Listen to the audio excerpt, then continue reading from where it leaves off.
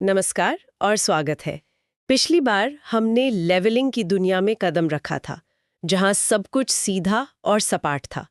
लेकिन असल दुनिया, जहां सर्वेयर्स काम करते हैं, वो कागज की तरह सपाट नहीं है।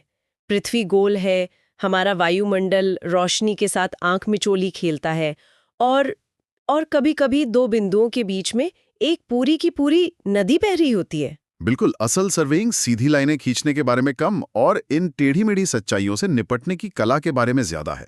हमारा सबसे सटीक इंस्ट्रूमेंट भी बेकार है अगर हम ये नहीं समझते कि जिस ग्रह पर हम खड़े हैं वो खुद हमारे नापजोख को कैसे प्रभावित कर रहा है। तो आज का हमारा मिशन इसी कला को समझना है। हम इंस्ट्रूमेंट के अंदर की बारीकियों से शुरू करेंगे और फिर बाहर निकलकर पृथ्वी के विशाल आकार से पैदा होने वाली चुनौतियों को देखेंगे। हम 4 मुख्य पड़ावों से गुजरेंगे। पहला, एक लेवल ट्यूब की सेंसिटिविटी या संवेदनशीलता का असली मतलब क्या है। दूसरा, पृथ्वी के घुमाव और वायुमंडलीय धोखे के लिए जरूरी करेक्शन। तीसरा, जब बीच में कोई बाधा हो तो रेसिप्रोकल लेवलिंग का जादू कैसे काम करता है। और अंत में टेकोमेट्री, मतलब बिना टेप छुए दूरियां नापने की तकनीक। और ये सब मिलकर एक कहानी बताते हैं कि कैसे इंसान ने प्रकृति की सीमाओं को समझने और उनसे पार पाने के तरीके खोजे, सिर्फ एक सटीक नक्शा बनाने के लिए। तो चलिए सर्वेइंग के उन रहस्यों को खोलते हैं जो एक सपाट कागज पर कभी नहीं दिखते। शुरुआत करते हैं सेंसिटिविटी से। हम अक्सर सुनते हैं कि ये इंस्ट्रूमेंट बहुत सेंसिटिव है, पर एक सर्वेयर के लिए फील्ड में इसका असली मतलब क्या होता है? क्या इसका मतलब है कि ये जल्दी टूट जाएगा? नहीं, बिल्कुल नहीं। इसका मतलब है कि वो कितना जागरूक है। इसे ऐसे समझिए कि आपके पास 2 गाड़ियां हैं। एक का स्टीयरिंग व्हील बहुत सेंसिटिव है, जरा सा घुमाने पर गाड़ी तुरंत मुड़ जाती है। दूसरी का स्टीयरिंग ढीला है, उसे काफी घुमाना पड़ता है तब जाके गाड़ी मुड़ती है। सर्विंग इंस्ट्रूमेंट का बबल भी वैसा ही है। एक हाई सेंसिटिविटी वाले इंस्ट्रूमेंट में जरा सा झुकाव होने पर भी बबल तेजी से अपनी जगह बदलता है। वो आपको तुरंत बताता है, अरे तुम लेवल में नहीं हो। अच्छा, तो ये एक तरह का अर्ली वार्निंग सिस्टम है। पर इसे नापते कैसे, मतलब गणित में इसे कैसे पकड़ते हैं? इसके लिए 2 मुख्य तरीके हैं। पहला तरीका इंस्ट्रूमेंट की बनावट पर आधारित है। सूत्र है alpha is equals to L R 206265। अब यह नंबर डरावना लग सकता है, पर इसका मतलब सरल है। एल बबल के स्केल पर एक छोटे से निशान, मतलब डिवीजन की लंबाई है, और आर उस ट्यूब की गोलाई की त्रिज्या है जिसके अंदर बबल घूमता है। त्रिज्या जितनी ज्यादा होगी, ट्यूब उतनी ही सपाट होगी और बबल उतना ही ज्यादा हिलेगा। एक मिनट, ये तो इंस्ट्रूमेंट की बनावट की बात हुई, लेकिन दूसरा तरीका फील्ड की रीडिंग पर आधारित है ना? मुझे ये थोड़ा अजीब लगता है। एक है फैक्ट्री में तय हुई बनावट और दूसरा है बाहर मैदान में लिया गया नाप। ये दोनों एक ही सेंसिटिविटी को कैसे बता सकते हैं? बहुत अच्छा सवाल है। यहीं पर थियोरी और प्रैक्टिकल मिलते हैं। दूसरा सूत्र है alpha equals to S N D.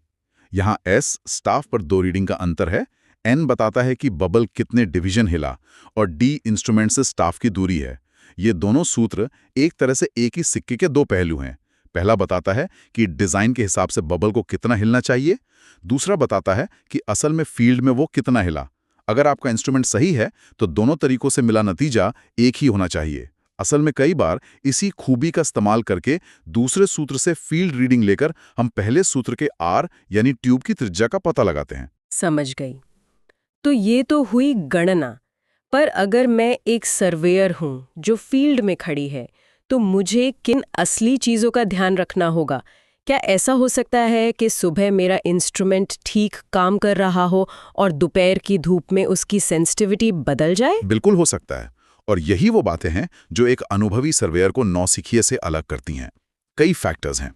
पहला है ट्यूब के अंदर के लिक्विड का गाढ़ापन, जिसे हम विस्कोसिटी कहते हैं। इसे शहद और पानी के उदाहरण से समझिए। पानी में हवा का बुलबुला जरा से झुकाव पर भी तेजी से भागेगा, ये हुई हाई सेंसिटिविटी। शहद में उसे हिलाने के लिए बहुत ज्यादा झुकाना पड़ेगा, यानी लो सेंसिटिविटी। सर्वेइंग लिक्विड्स के साथ भी यही होता है। और तापमान का इस पर क्या असर पड़ता है, जिसके बारे में मैंने पूछा था? हाँ, तापमान का असर बहुत दिलचस्प है। जब तापमान बढ़ता है तो ट्यूब के अंदर का लिक्विड फैलता है। अब फैलने के लिए उसे जगह चाहिए, तो वो हवा के बुलबुले को दबाता है, जिससे बबल की लंबाई कम हो जाती है। और लंबा बबल ज़्यादा सेंसिटिव होता है क्योंकि उसके सिरों को हिलने के लिए ज़्यादा जगह मिलती है। तो जब गर्मी से बबल छोटा हो गया तो इंस्ट्रूमेंट की सेंसिटिविटी भी कम हो गई। मतलब सीधा सा हिसाब है, तापमान ऊपर गया तो सेंसिटिविटी नीचे आई। बिल्कुल, दोनों की आपस में बनती नहीं है। वाह, मतलब एक गर्म दिन सच में आपके इंस्ट्रूमेंट को कम सटीक बना सकता है।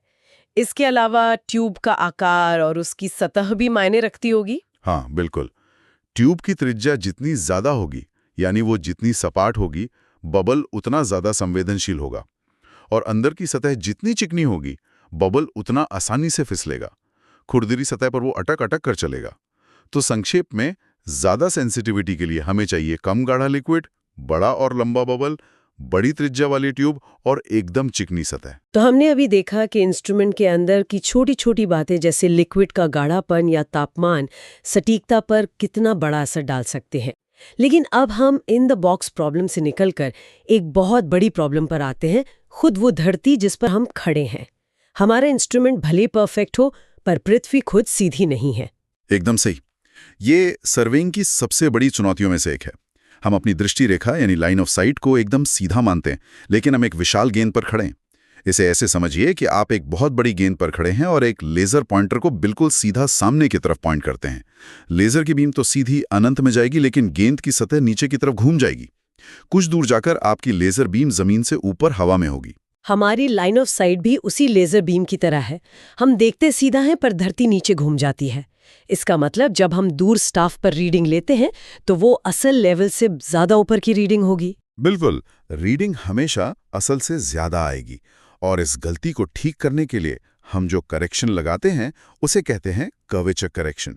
और क्योंकि रीडिंग हमेशा ज्यादा आती है, तो ये करेक्शन हमेशा नेगेटिव होता है, यानी हम रीडिंग में से कुछ घटाते हैं। इसका एक सीधा सा नियम है, आप जितनी दूर देख रहे हैं, ये गलती उतनी ही तेजी से बढ़ती है। ये दूरी के स्क्वायर के साथ बढ़ती है। मतलब अगर आप दोगुनी दूर देख रहे हैं, तो कर्वेचर की वजह से होने वाली गलती 4 गुना हो जाएगी। हाँ बिल्कुल, 4 गुना। 4 गुना, ये तो बहुत ज्यादा है। अंदाजन ये गलती कितनी बड़ी होती है? सिर्फ 1 किलोमीटर दूर देखने पर ही आपकी रीडिंग लगभग 8 सेंटीमीटर गलत हो सकती है, और किसी बड़े निर्माण प्रोजेक्ट में 8 सेंटीमीटर की गलती वो बहुत बड़ी मानी जाती है। लेकिन कहानी यहीं खत्म नहीं होती।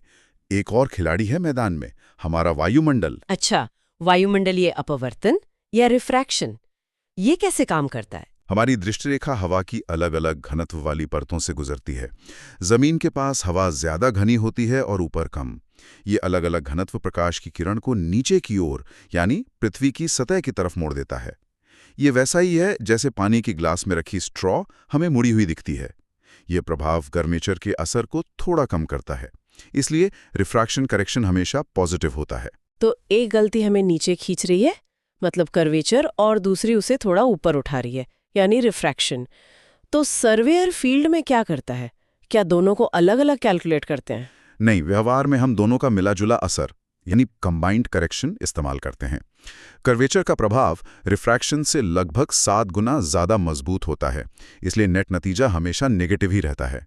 हम रीडिंग को हमेशा घटाते ही हैं। इसका एक सरल सूत्र है, C बराबर 0.0673 d², जहां d किलोमीटर में है। यह सर्वेइंग में सबसे ज्यादा इस्तेमाल होने वाले सुधारों में से एक है। तो क्या हम इस गलती का किसी तरह से फायदा भी उठा सकते हैं, जैसे ये पता लगाने के लिए कि हम कितनी दूर तक देख सकते हैं? बहुत बढ़िया पॉइंट। हम बिल्कुल कर सकते हैं। इसी कंबाइंड करेक्शन के सूत्र को उलटकर हम क्षितिज की दूरी निकाल सकते हैं। अगर आप जानते हैं कि कोई चीज, जैसे एक लाइट हाउस, h मीटर ऊंचा है, तो आप गणना कर सकते हैं कि आपको उसे देखने के लिए उससे कितनी d किलोमीटर दूर होना पड़ेगा। सूत्र बनता है d बराबर 3.85 स्क्वायर रूट h। और अगर मैं भी जमीन पर ना होके किसी ऊंचाई पर हूँ, मान लीजिए एक जहाज के डेक पर, तो आप बस दोनों की क्षितिज की दूरियों को जोड़ देंगे। आपकी आंखों से आपके क्षितिज तक की दूरी और लाइट हाउस की चोटी से उसके क्षितिज तक की दूरी, कुल दूरी होगी d बराबर 3.85 square root h1 plus square root h2। यह दिखाता है कि कैसे एक एरर को समझकर हम उसे एक उपयोगी टूल में बदल सकते हैं। ये शानदार है। तो हमने अदृश्य ताकतों से निपटना सीख लिया, मतलब इंस्ट्रूमेंट की सेंसिटिविटी और पृथ्वी के घुमाव से। लेकिन अब उस चुनौती की बात करते हैं जो बिल्कुल सामने खड़ी है, जैसे कि एक चौड़ी नदी या गहरी खाई जिसके बीच में हम इंस्ट्रूमेंट रख ही नहीं सकते। तब लेवलिंग कैसे होगी? इसके लिए हमारे पास एक बहुत ही चतुर तकनीक है जिसे रेसिप्रोकल लेवलिंग कहते हैं। ये समस्या को ही समाधान बनाने जैसा है। मुझे एक प्रोजेक्ट याद है जहां हमें एक गहरी घाटी के आर पार लेवलिंग करनी थी। हम बीच में जा ही नहीं सकते थे और दूरी इतनी थी कि कर्वेचर और रिफ्रैक्शन का असर बहुत ज्यादा था। तब रेसिप्रोकल लेवलिंग ने ही हमें बचाया था। ये काम कैसे करता है? सुनने में तो जटिल लगता है। नहीं, प्रक्रिया बहुत सरल है। मान लीजिए नदी के दो किनारे हैं, ए और बी। पहले आप अपना इंस्ट्रूमेंट पॉइंट ए के बहुत पास रखते हैं और वहां से ए और बी दोनों किनारों पर स्टाफ रीडिंग लेते हैं। फिर आप पूरा सेटअप उठाते हैं, नदी पार करते हैं और इंस्ट्रूमेंट को पॉइंट बी के बहुत पास रखते हैं और फिर से ए और बी दोनों पर स्टाफ रीडिंग लेते हैं। अब आपके पास कुल 4 रीडिंग्स हैं। और इन 4 रीडिंग्स का जादू क्या है? ये बड़ी बड़ी गलतियों को कैसे खत्म कर देता है? यही इसकी खूबसूरती है। जब आप इंस्ट्रूमेंट ए के पास रखते हैं तो ए की रीडिंग लगभग सही होती है, पर बी की रीडिंग में कर्वेचर, रिफ्रैक्शन और शायद इंस्ट्रूमेंट की अपनी कोई कॉलिमेशन एरर भी जुड़ी होती है। जब आप बी के पास जाते हैं तो बी की रीडिंग सही होती है और ए की रीडिंग में वही सारी गलतियां जुड़ जाती हैं। जब आप इन दोनों सेटिंग्स से मिले नतीजों का औसत निकालते हैं तो ये सारी गलतियां गणितीय रूप से एक दूसरे को कैंसल कर देती हैं। एकदम सही, वे एक दूसरे को कैंसिल कर देती हैं। वाह! तो आपको अलग से कोई करेक्शन लगाने की जरूरत ही नहीं पड़ती। ये एक तरह का सेल्फ करेक्टिंग सिस्टम बन जाता है। बिल्कुल। ये दिखाता है कि सर्वेइंग सिर्फ जटिल गणनाओं के बारे में नहीं है, बल्कि सही प्रक्रिया अपनाकर गलतियों को खत्म करने के बारे में भी है। ये मुश्किल हालात में एक लाइफ सेवर है। बहुत बढ़िया। अब तक हमने ऊंचाई नापने की बारीकियों पर बात की है, पर सर्वेइंग का एक बड़ा हिस्सा दूरी नापना भी है। जी? चलिए अपने आखिरी पड़ाव पर चलते हैं, टैकोमेट्री। ये क्या है और ये सामान्य थियोडोलाइट से कैसे अलग है? अब तक हम दूरी नापने के लिए चेन या टेप का इस्तेमाल करते आए हैं, जिसमें जमीन पर चलकर जाना पड़ता है। लेकिन अगर जमीन ऊबड़-खाबड़ हो या कोई दलदल हो, टैकोमेट्री यहीं काम आती है। ये ऑप्टिक्स का इस्तेमाल करके दूर से ही दूरी बता देती है। एक सामान्य थियोडोलाइट के दूरबीन में आपको एक सीधा खड़ा और एक आड़ा धागा मतलब क्रॉस हेयर दिखता है। टैकोमीटर में उस आड़े धागे के ऊपर और नीचे एक एक और धागा होता है। इन्हें स्टेडिया हेयर कहते हैं। तो ये 2 अतिरिक्त धागे एक तरह से दूरबीन के अंदर बना हुआ पैमाना है। एकदम सही। यह आपके टेलीस्कोप में बना एक ऑप्टिकल रूलर है। सर्वेयर स्टाफ पर देखता है और नोट करता है कि ऊपरी और निचले स्टेडिया हेयर के बीच स्टाफ का कितना हिस्सा दिख रहा है। इस अंतर को स्टाफ इंटरसेप्ट S कहते हैं। फिर एक सरल सूत्र का इस्तेमाल होता है, D = KS + C। K और C क्या है?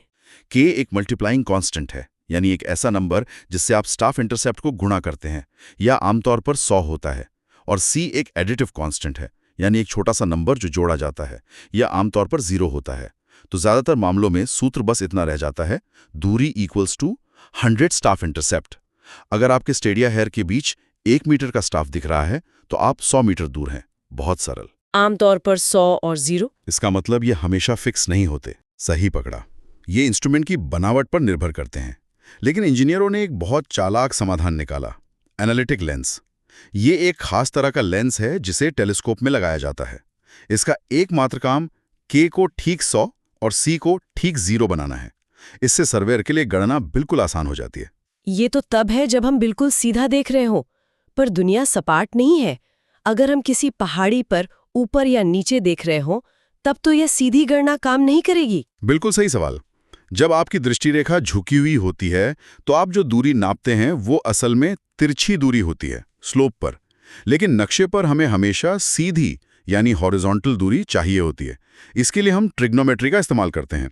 अगर झुकाव का एंगल थीटा है तो हॉरिजॉन्टल दूरी का सूत्र है D = KS cos² theta + C cos theta.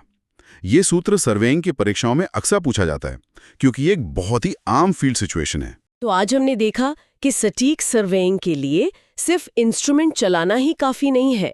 ये इंस्ट्रूमेंट के अंदर के छोटे से बबल से लेकर पृथ्वी के विशाल आकार और वायुमंडल के धोखे तक हर चीज को समझने का विज्ञान है। सेंसिटिविटी के फैक्टर से लेकर रेसिप्रोकल लेवलिंग की सरलता तक हर तकनीक के पीछे एक गहरी समझ छिपी है। और ये सब हमें एक ही बात सिखाता है, सटीकता मुफ्त में नहीं मिलती।